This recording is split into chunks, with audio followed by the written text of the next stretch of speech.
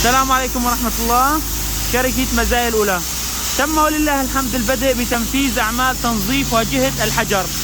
تنظيف واجهة الحجر بالرمل ساند بلاست. نلاحظ الحجر، نلاحظ هذا المكان الأصفر قديم ما تنظف، المكان الأبيض بعد بيرجع جديد ما شاء الله.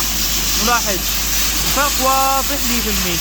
طبعا الواجهة كاملة يتم تنظيفها بالرمل. هناك نوعين من التنظيف، تنظيف بالمويه، تنظيف بالرمل ساند بلاست. طبعا هنا لدينا في سوس بالحجر، سوس تنظيف الحجر بالرمل، كل شيء سوس بالحجر بيشيلوه.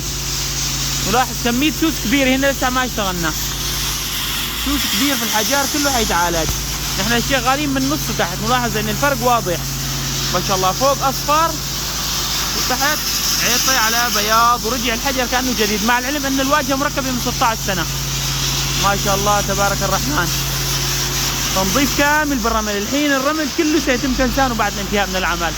طبعا مجال عملنا الرياض وكامل المنطقة الوسطى، يوجد لدينا فروع بالدمام منطقة الشرقية.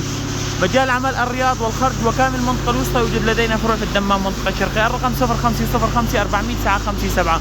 طبعا تنظيف الرمل يعالج سوس الحجر. نلاحظ كان تحت فيه سوس كله عالجناه. نلاحظ السوس اللي فوق كمية كبيرة، بس تنظف كله حتروح ما بتخلي شيء. نلاحظ تحت ما تم شيء اثار لسوس الحجر باذن الله. الرقم 0505 400 957. مجال عمل الرياض وكامل المنطقه الوسطى، ويوجد لدينا فروع بالدمام منطقه الشرقيه. طبعا نعمل في جلي وتلميع الرخام ايضا، سيتم جلي وتلميع رخام المنزل بالكامل، رخام روزا ابيض مع معالجه الفواصل مع التلميع في الكريستال، مختصون بجلي الرخام وتنظيف واجهات الحجر ما شاء الله. هذا الرمل كله سيتم ازالته، والرمل على الباب وكله سيتم ازالته. لاحظ